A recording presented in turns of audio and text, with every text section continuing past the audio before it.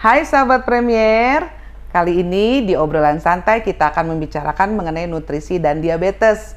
Di depan saya udah ada nih Dr. Happy Apsari dari Poli Edukasi Gizi dan Diabetes ya dok ya. Betul. Oke dokter, ini kan kita katanya nih ada dalam rangka Hari Diabetes Sedunia nih dok.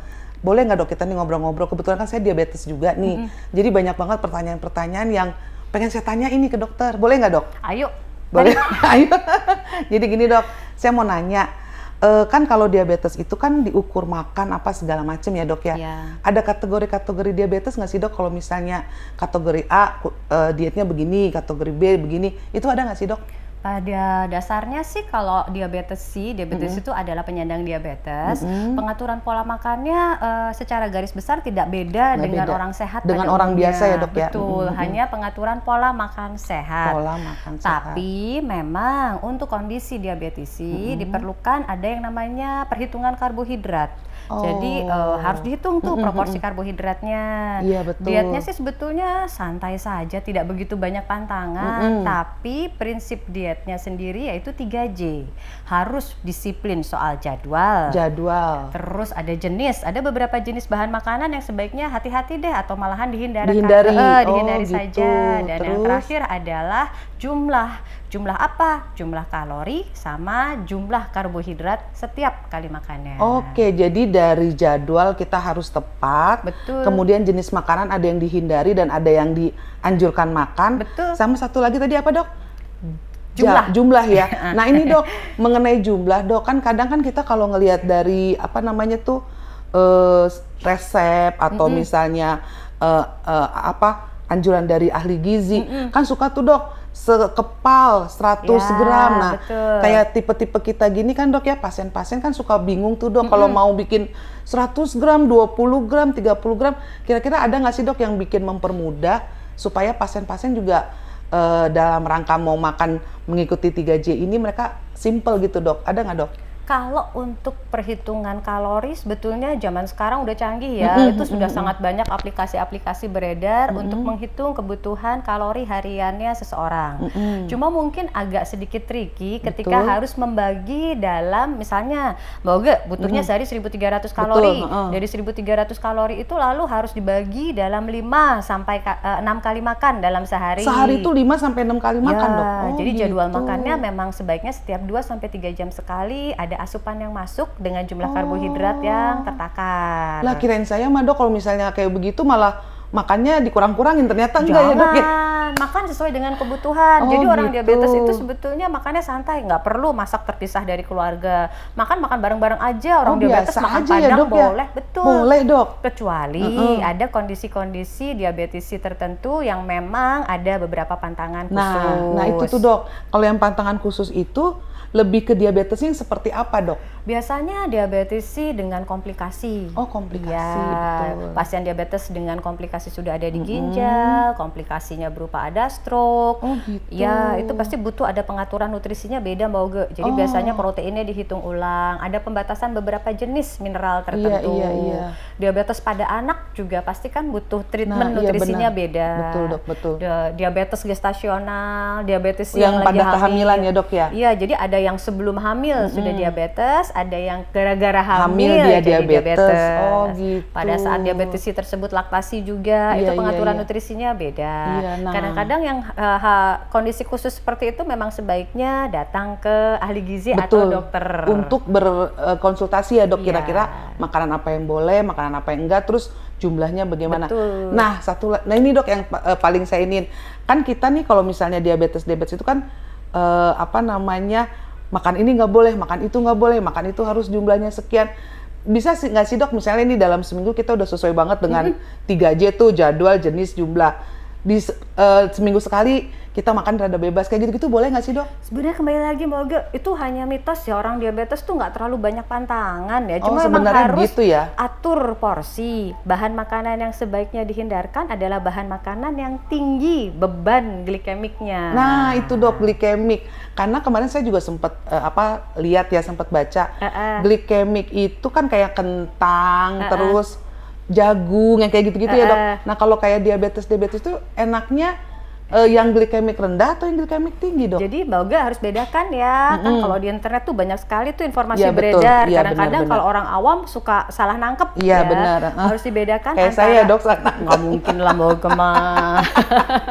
Harus dibedakan sebetulnya antara indeks glikemik iya. dengan beban glikemik. Beban glikemik. Jadi kadang-kadang orang diabetes tuh kamu harus makan nasi merah gitu. Ya, Kalau perlu nasinya nasi hitam. Uh-uh. Sebetulnya itu perbedaannya hanya pada indeks glikemiknya Oh, saja. di indeks glikemiknya. Ya, jadi bukan berarti kalau Mbak Oge makannya beras hitam atau beras merah terus porsinya bisa bebas banyak, tidak. Tetap Oke, harus tetap ditakar. ada ditaker di jumlah itu ya, Dok ya. Karena makanan tersebut memiliki beban glikemik sendiri. Jadi yang dihitung sebetulnya adalah beban glikemik. Kalau indeks glikemik itu sangat mudah berubah, dipengaruhi oleh cara masak, jumlah serat. Betul. Itu bisa berpengaruh. Tapi Iya. kalau beban glikemik dia tetap. Jadi nasi Oke. 100 gram itu beban glikemiknya tetap, tapi indeks glikemiknya bisa berubah. Kalau nasinya nasi merah dibandingkan sama nasi putih, Ya lebih beda. bagus nasi merah ya, Dok. Betul. Nah, terus gini nih, Dok. Kalau misalnya hubungan makanan terhadap, kan kalau kita kan orang-orang diabetes kan suka dicek HbA1c, dicek gula darah sewaktu, gula darah puasa. Apakah makanan itu tuh sangat berhubungan atau sangat mempunyai hubungan dengan kadar-kadar darah tersebut, Dok? Pada intinya badan kita sendiri kan membentuk gula darah, Mbak Betul, Oge. betul. Iya, karena itu ada gula darah puasa, Iya. gula darah 2 jam setelah Iya, makan, sama gula darah sewaktu. Iya, betul. Kalau dari segi nutrisi atau makanan itu akan berpengaruh ke gula darah 2 jam setelah makan. 2 jam setelah makan, Iya, betul. di luar itu untuk mengendalikan gula darah puasa dan gula darah sewaktu tentu saja obat itu harus Ya, disiplin, benar, obat. benar. Lalu jangan lupa olahraga. Iya, nah Ya, itu, healthy Dok. lifestyle, stres tuh juga berpengaruh. Iya. Emang sih saya inikan banget, Dok. Nah, olahraga nih, Dok. Ini sih kita rada melenceng ya, Dok ya.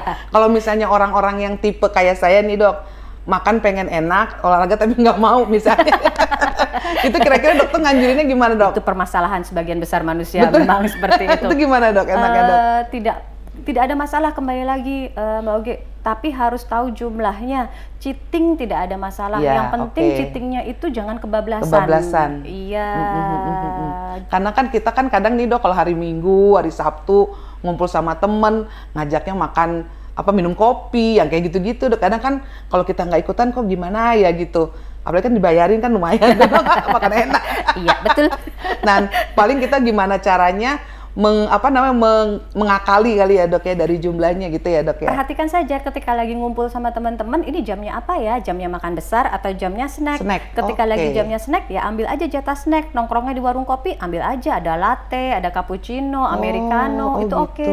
Gunakan gula alternatif. Betul. Nah, Iya. untuk gula tuh, Dok, gulanya itu benar-benar gula alternatif yang buat diabetes berarti ya, Dok ya? Iya. Lebih baik. Kalau kayak gula, Dok, gula Jawa yang merah-merah atau gula batu kayak gitu, dianjurin nggak sih, Itu Dok? masih memiliki beban glikemik yang Yang lebih tinggi. besar dibandingkan gula alternatif. Karena itu lebih direkomendasikan ya memang gula alternatif. Oke. Oke. Nah, terus gini nih, Dok, untuk makanan tadi udah, olahraga berarti kan tergantung dari kitanya ya, Dok ya. Mau jalan pagi kah, mau lari kah, atau bagaimana. Begitu pengatur, yang penting pada saat kita melakukan porsi makan kita, jadwal, jumlah sama jenis 3 itu ya, Dok ya.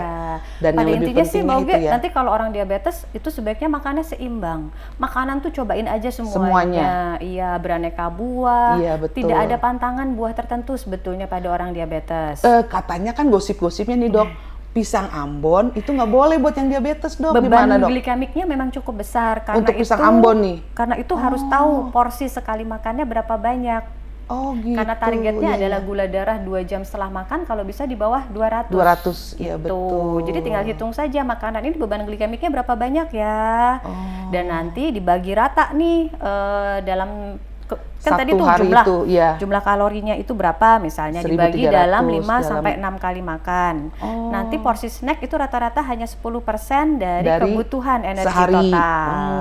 Makan pagi rata-rata 20 sampai 30% dari kebutuhan energi total. Oh, gitu. Ada rumus gampangnya sih Mbak Uge. Gimana sebetulnya. Dok kalau kayak gitu, Dok? Biasanya rata-rata, tapi ini perhitungan kasar ya, Iya, tidak bisa iya, diaplikasikan iya, nggak bisa pada disamain ke semua semua orang ya, Dok. diabetesi, Iya. betul. Biasanya kalau ukuran karbohidrat itu sebesar kepalan tangan. Nih, gini nih. Jadi setiap kepalan tangan orang masing-masing berarti ya? Kan kebutuhan orang juga dihitung Iya, per betul. luas permukaan. Berarti tuh. sekepel gini dong? Betul. Kegedean Mbak Uge, mundur lagi. Segini. Dikit Iya. dong. Oh, segini gini. Ini adalah porsi karbohidrat. Untuk karbohidrat. Lalu protein biasanya disarankan sebesar sebesar telapak tangan. Oh, telapak tangan ini. Iya, proteinnya. Oh, proteinnya. Ayam, ikan, daging sebesar ini. Oh, gitu. Kalau sayuran itu usahakan setengah piring sendiri. Jadi 2 telapak gitu. tangan ini penuh dengan sayuran. Sayuran. Minyak atau lemak yang digunakan biasanya sebesar ini jempol. Iya. Oh, gitu. Itu untuk sekali makan. Itu sekali biasanya makan. Memenuhi ya, mendekatilah kebutuhan hariannya seseorang untuk Iya, diabetes. betul. Iya. Tapi catat ya, tanpa komplikasi. Tanpa komplikasi berarti yang memang dia nggak ada jantung, ginjal yang kayak gitu-gitu ya dok, sakit-sakit jantung, sakit ginjal gitu ya dok ya. Karena kalau ginjal kan perhitungan proteinnya spesifik. Iya, sama untuk airnya kan juga kan dia ada perhitungannya lagi dok. Garam segala macam. Waduh, saya banyak banget nih dapat ilmu. Soalnya selama ini kita mau coba, jadi gini dok, kadang orang-orang diabetes itu mau coba sesuatu menu atau mencoba sesuatu sesuai dengan arahan ahli gizi. Mereka tuh satu udah malesnya ngitung-ngitungnya itu dok. Tapi dengan arahan karbohidrat sekepel, kemudian proteinnya sebesar telapak tangan dan sayur segini sih kayaknya bisa sih ya dok kita mempraktekkan sehari-hari ya betul-betul. Kebayangkan makan capcay pakai ayam atau dengan ikan, nasi boleh, makan mie juga tidak ada masalah. Nah, makan mie dok, soalnya saya pernah ada yang bilang boleh makan mie nggak? Boleh makan mie tapi kalau lagi perang, maksudnya lagi Apa itu perang? Jadi saking kalau jadi dok, kalau perang itu kan jadi nggak ada bahan makanan, yang ada cuma mie, baru di situ lagi kita bisa makan mie. Jadi sebenarnya boleh juga ya dok ya. Orang diabetes tuh makannya cenderung tidak banyak pantangan ya, tapi memang harus terukur. Iya betul sekali. Oke, aduh saya banyak banget nih dapat ilmu dari dokter. Nah dokter, gimana nih dokter memberikan saran kepada sahabat Premier semua yang tersebar di seluruh antero kota mengenai diabetes ini sendiri dok? Gimana dok? Kan banyak dok sahabat Premier di mana-mana. Pada intinya sih kalau seorang diabetesi menjalankan diet, kembali lagi Anda harus tahu kebutuhan Anda sehari berapa. Tidak terlalu banyak pantangan. Hati-hati dengan banyaknya mitos yang beredar. Yang paling penting adalah mengatur pola makan, bukan jenis makanannya. Bukan jadi jenisnya tapi pola ya dok. Pola itu termasuk tadi yang 3J kita cerita, jadwal, jumlah, sama si jenis ya. Maksudnya tuh jangan Anda ngejar saya makannya beras merah nih dia lebih sehat, tapi Anda tidak tahu berapa banyak yang harus dimakan. Itu tetap harus tahu. Ya, jadi lebih menitik beratkan ke arah jumlah, jenis sama jadwal makannya tadi. Nah, itu pesennya nih buat teman-teman sahabat Premier. Kemudian ini dok, kapan sih kita harus datang ke ahli gizi nih seperti dokter nih, edukasi mengenai kalau misalnya kita diabetes? Satu, bila memang gula darah Anda tidak terkendali dengan baik. Kemudian Anda seorang diabetesi yang memang ada komplikasi atau memang kondisi khusus, misalnya pada anak-anak, kehamilan, laktasi, geriatri, atau lansia. Ya, betul. Lalu kemudian kalau Anda sudah coba sendiri dietnya, yang saya tadi mungkin sarankan, tapi tetap kendali gula darahnya belum masuk diabetes terkendali baik, ya mungkin sudah harus mulai diatur lebih spesifik lagi dietnya. Tentu saja selain pengaturan dosis dan jenis obat. Sip. Kalau kayak begitu ilmunya udah banyak banget nih saya dapet. Kemudian sarannya tuh ya sahabat Premier, jadi nggak usah takut, nggak usah keburu kepikiran, ribet nih, nggak usah keburu kepikiran, aduh makan apa dong. Jadi ternyata itu semua tuh bisa kita atur ya dok dengan baik, juga bisa kita akalin. Yang penting kitanya juga suka ya dok, jangan sampai kita makan nggak kita suka gitu ya dok ya. Supaya lebih secukupnya lah menikmati hidup ya dok. Pandemi dok soalnya kalau kita nggak nikmatin hidup gawat soalnya. Gitu sahabat Premier. Oke, Dokter Happy, terima kasih sekali untuk ngobrol kita di hari ini. Semoga sangat bermanfaat buat saya terutama dan teman-teman sahabat Premier yang memang menjalani hidup, pingin nikmatin hidup tapi ada diabetesnya. Tetap sehat ya. Dan terutama tetap sehat ya dok. Terima kasih kembali terus Boge. ngomong ini aman kan dok buat kita minum? Silakan, ayo mari kita minum. Yang penting harus tahu ini ya, takaran jumlah, buahnya, jenis, jadwal. Dan gunakan gulanya hanya gula diabetes saja. Terima kasih ya dokter. Sama-sama Boge. Ayo sahabat, kita pamit dulu ya acara obrolan santai kita hari ini.